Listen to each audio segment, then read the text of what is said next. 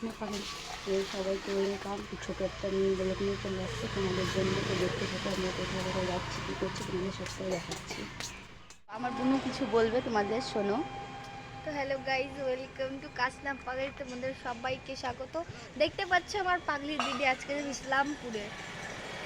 যিনি যে কতবার যাবে ইসলামপুরে ধারণাই করতে পারবে না তোমরা। এতটা ইসলামপুর পাগলির মতো সেরেছে। কি ড্রেস পরেছে এদিকে দেখতে পাচ্ছ, এদিকে আবার লসও ছেড়েছে।